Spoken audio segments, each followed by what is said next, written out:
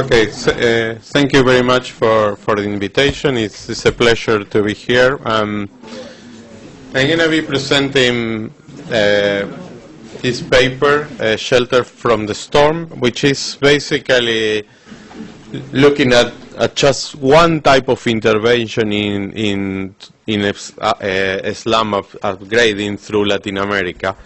And so what I'm going to be showing is the results of a very large RCT that we did in 3 different countries. So it took a very long time to complete the whole study to look at what were kind of broad effects of upgrading slums. And so then, after I present the main results, I'm going to basically use the data I collected in a more descriptive way to try to sort of shed light on the dynamic, on some of the selection that goes into these slums, because some of the results I got in this study plus in previous studies I did were a bit puzzle to me, and I'm trying to. It's not going to be causal, the second part, but I think it's interesting anyway. Okay. So so let me just take 2 minutes to say how I got to this paper, because it's going to reflect in my conclusions and in the descriptive part of the paper. So I was invited long ago by the government of Mexico to evaluate a program they have called Tu Casa, which basically they build new houses for the poor, and the poor have to move to these new settlements. And when I went there to collect the follow-up data, 1 year after they moved, 50% of the families were not there, right? So the whole paper doesn't exist, as you imagine, because I didn't find the people, right? But I asked why it was the case that people were not there. So I tried to sort of investigate that, and it was clear that they were basically the government built these houses where the poor didn't want to live. Right? Not near the market, no near schools, not near hospitals, so on and so forth. So it turns out then to me that it was maybe a better idea to upgrade slums in situ, where somehow the poor select there.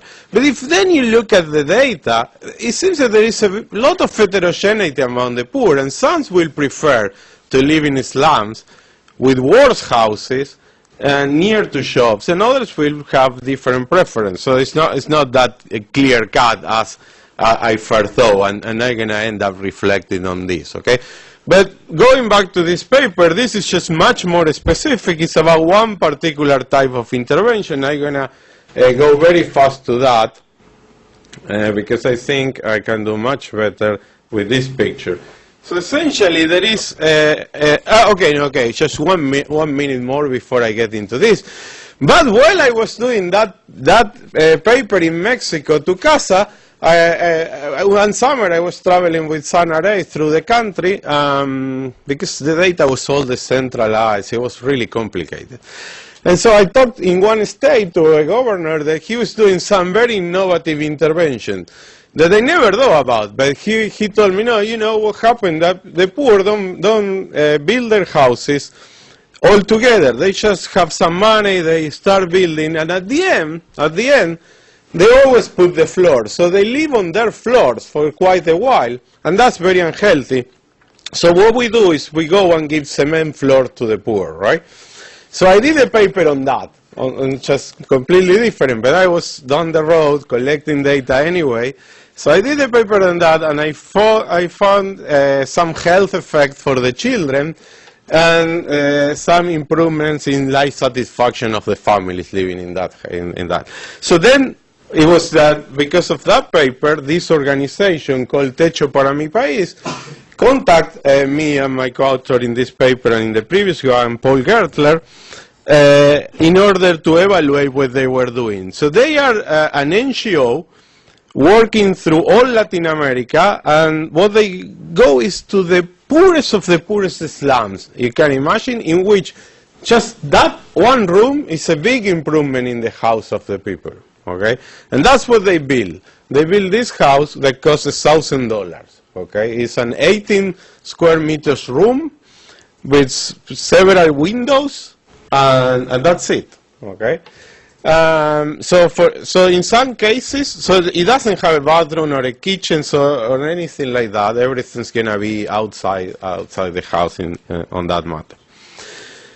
So okay, they want to evaluate this, and they're building this through all Latin America. So we agree on the following. We say, well, look, we will do it if you agree to randomize who gets the house and who doesn't.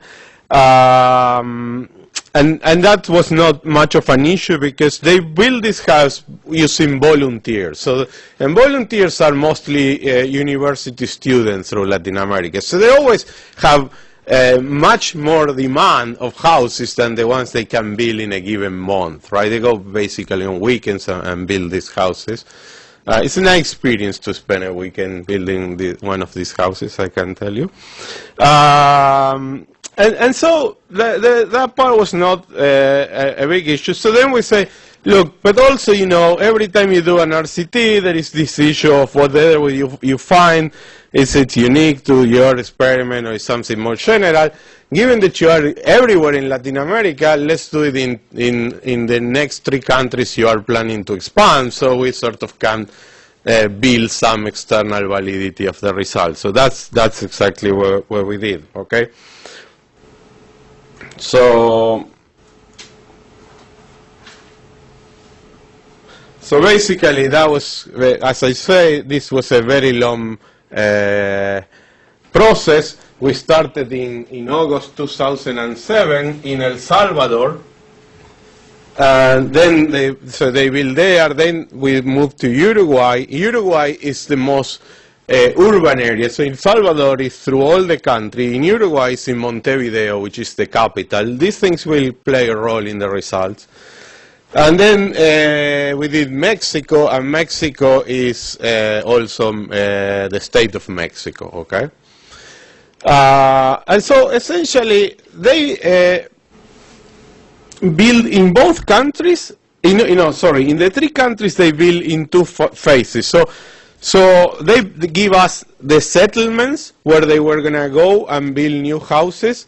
They went to the settlements, they did a survey themselves, so to qualify people. They have like a targeting rule, and so people below certain threshold classify, people above will not classify to receive the house. And then within the people that was eligible, we randomized to treatment and control within settlement, okay? And so then they did some settlements in the first phase, and then they did some settlements in the second phase. And that means that, and then we did the follow-up survey at only one point in time for both settlements. So that means we're not going to exploit it in this paper, but if I have time, I have a new paper exploiting some of the time variability. I comment on that if I have time, but that means that essentially exposure, when I collect the follow-up data, varies whether you were in the first phase or in the second phase between 15 and 24 months, okay?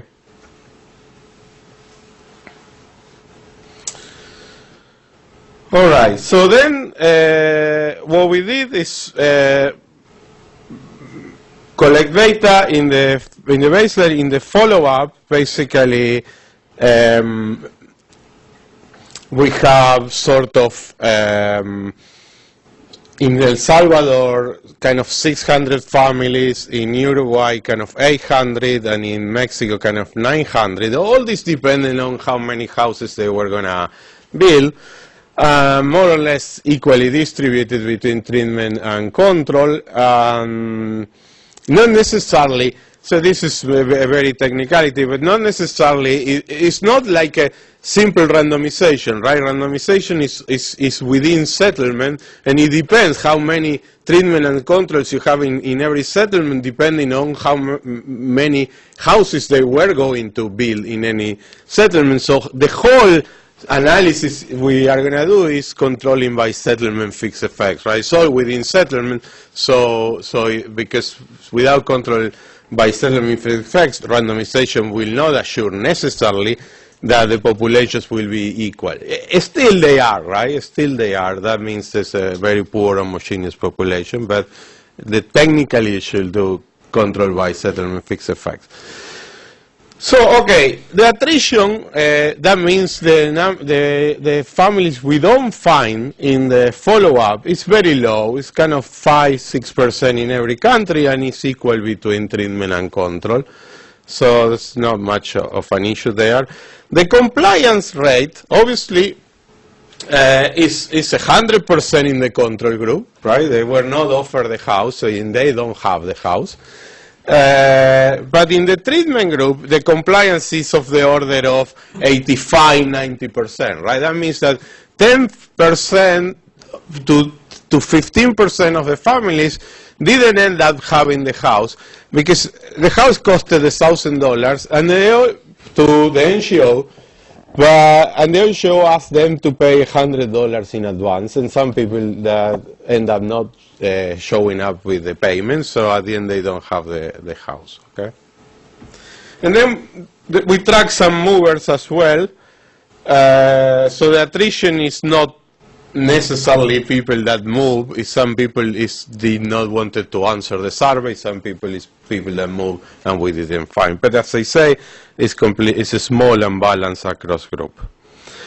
Okay, then the randomization went quite well, so I can go into detail, but everything is quite balanced. So if remember well, it's out of 40-something variables we look at baseline, only 2 or 3 are unbalanced at the 10%. So randomization really made 2 groups comparable. So I'm going to skip all these tables fast because essentially that's what they show. So no difference in the 2 groups.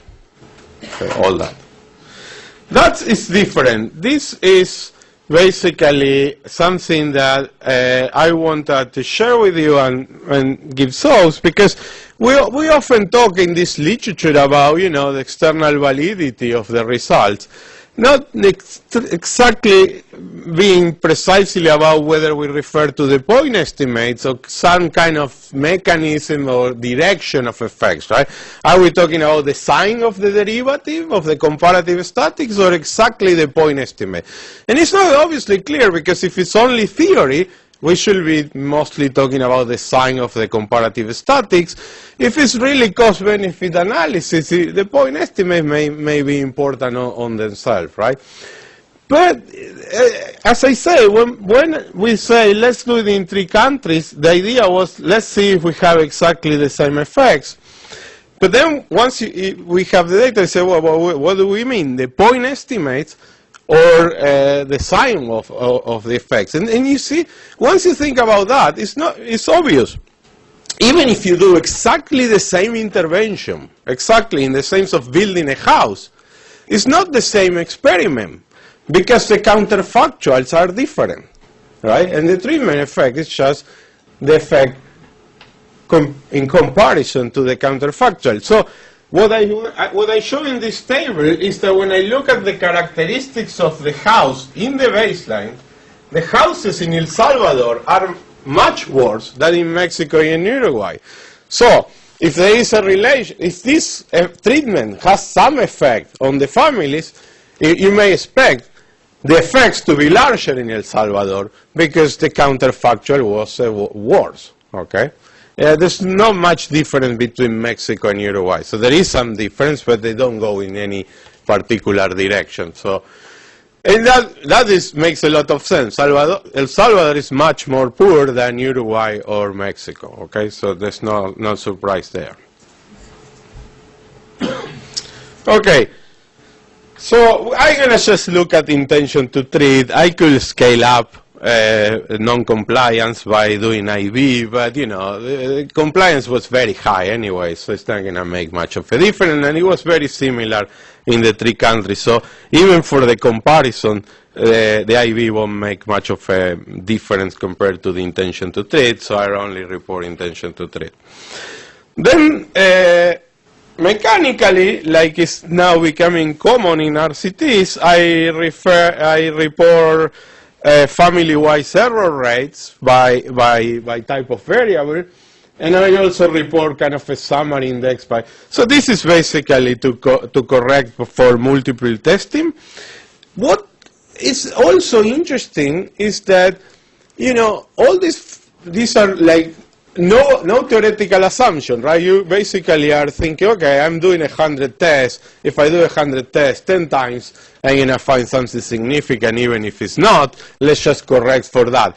To me, it's more interesting in this study is the fact that, as I'm going to show, irrespective of any correction, when I find something significant, I find it in the 3 countries. When I don't find it, I don't find it in the 3 countries, right?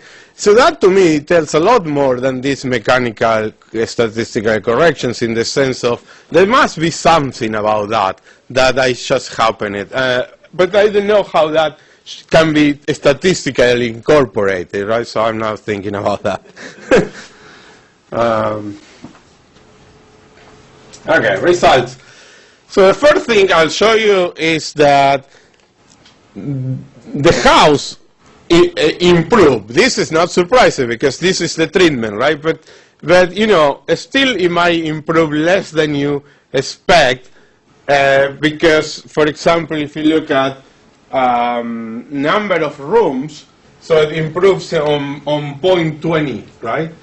And so that's because they not necessarily turn down whatever they have before, right? They just put this new room if there were a space, and if there were not a space, they have to turn out whatever they have before. And that's interesting because in terms of health effects, if the house they have before is much unhealthier, this intervention will not have all the health effects that possibly could have, because people will still live part of their time in the previous construction. So, for example, they still will cooking or using facilities outside this new building, right? So if they were unhealthy, they're still unhealthy, okay?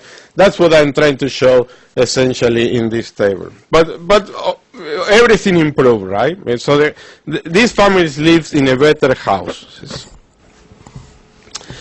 The interesting thing is that, okay, are there complementarities? They invested on top, right, to improve the house, on top of the transfer they receive, and the result is nothing. So generally, let me just say, in all tables I report standard, like model 1 is no control, model 2 is controlled by everything, but as I said, everything was balanced, so nothing changed. This is El Salvador, Uruguay, Mexico, and this is all the countries pulled together, okay? Remember that because all the analysis is with settlement fixed effects, has no problem in pooling, it's taking the mean out of each settlement out, okay? All right. So what I get from here, from this table, is they invest nothing, right? In no dimensions they increase the investment as a result of this improvement that they got exogenous. So it doesn't seem to be complementarities in their investment behavior.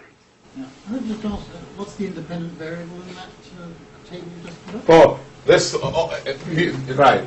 Well, this.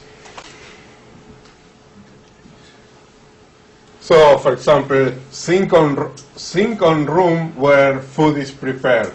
Water in terrain, electricity connection, use of gas, there are different independent variables, right? Each row is one independent variable, and at the end, there is a summary index where I standardize all of them. I consider, okay, this is just own investment in the house, and I see if by looking at all together in an index, I have some more power, and I still find nothing, okay?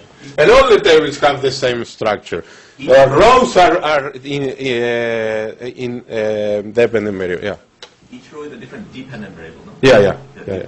So what was I got the question wrong? I think it's independent, it's dependent. No, it's dependent, right? Independent is always the treatment dummy, okay? Okay. So then, again, consistent with our previous paper in Mexico, and then consistent with the paper Duflo and Pascaline Dupat did in Morocco, we find large effects on satisfaction. In here we have very detailed satisfaction with pieces of the house. Let's say satisfaction with floor quality, with wall quality, with roof quality, satisfaction with protection against rain. I guess this is where the title came from. And then satisfaction with the quality of life. And so there's large increases in all these variables. In particularly, satisfaction with quality of life has an improvement of 20%, for example, in Uruguay, but much larger in El Salvador. In general, all these are much larger in El Salvador, which is consistent with the fact that the counterfactual in El Salvador is a much worse house. So, right, when you are asking about how much satisfied you are with your floor or your wall, it's natural that they're going to be much more satisfied. Now, let me just take 1 minute departure and say, in a new paper, we exploit this experiment to test something very interesting, which is called hedonic adaptation. Whether basically people increase their utility when they experience some new consumption or some new goods, but then they adapt, okay, to that, and so their satisfaction go away.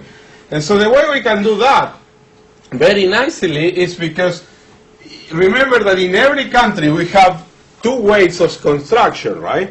And so essentially, when we collect this follow-up data that is reported here, the average, what you're going to see is that some people's going to be answering what's their satisfaction after 18 months and other people after 28 months later, right? So, and so what we observe is that 60% of this effect disappear, right, for those that have experienced 8 months extra time than the ones that, and very consistently across all variables, okay? So that's interesting about hedonic adaptation as well. Still, the 40% effect that remain after 2 years still is different from 0. So there is something left after 2 years, but it's much lower than this average effect.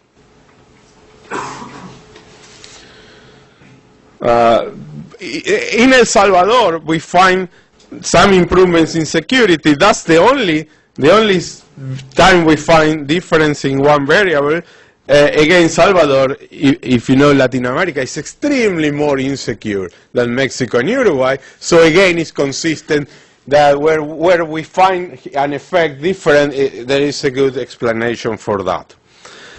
Then, again, going back to investment, now instead of looking at complementarities in investment in the house, we look at complementarities with durable goods, nothing. Demographic changes, this too small of a time maybe to observe anything. We find nothing. I report because previous papers I look at that, so just I'm consistent with all that. Labor and income, no effect in any of these variables. I'm going fast now. And then health, okay? We look at 2 main health variables related to the intervention. One was diarrhea, because to some extent this better house will stop at least in this room, there's not going to be dirt floors, which is a vector of transmission for parasites, which end up having diarrhea. In our previous Mexican paper, we show all those connections. And then respiratory diseases, because these houses are have good ventilation compared to whatever they were living before.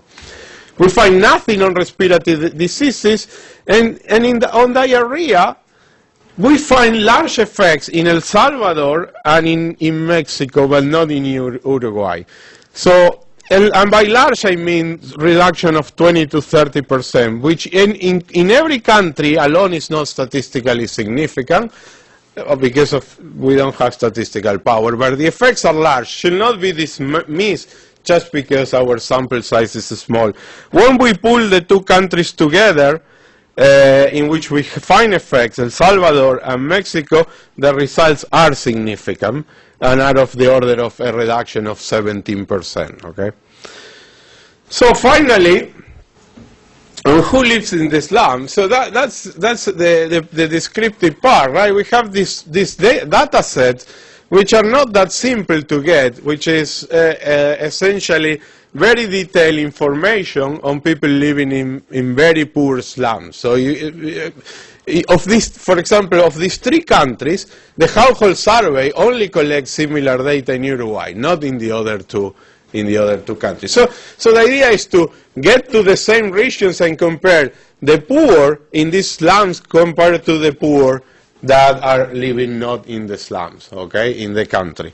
And what we find is something interesting. So let's look at only one country just for the sake of comparison. The best comparison is Uruguay. It's all Montevideo. It's very simple to be sure that we are comparing exactly the same. In the others, we put dummies for region, right, just to get the same means away, but still, you know. What we find is very interesting. It's typical in Mexico. We find the same.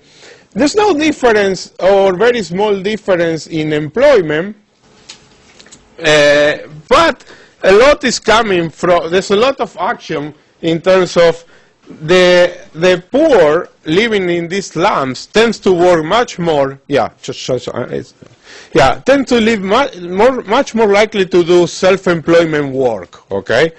And then they get larger wages or larger income, okay? So basically these people get larger income, they do self-employment. Now you say, well, maybe they are more educated. They are less educated. Or they are equally educated or less educated. That's the finding, okay? So then my conjecture is that these people choose to live in the slums because they can get better jobs for their level of education and make more money. But there is a trade-off. They get much worse houses, right? So that's this picture then that emerged from this descriptive analysis that there is these people living in the slums that choose to live in worse houses compared to what they could afford if they are 2 or 3 hours away from the labor market, but that doesn't mean much in terms of welfare, right? They may have certain preference, and the other people may have a different preference. So we need to keep studying. But the reason why I get to look into that is because of what I said at the beginning, right? I still puzzled by the fact that when I was studying the Mexican program, I didn't find the 50% of the families that were given a much better house than this. The house that the Mexican government was giving to them was 3 rooms, kitchen and bathroom, okay, with the promise of the land title after 5 years of living there. And 1 year after, I went to collect the data, and 50% of them have moved out, okay?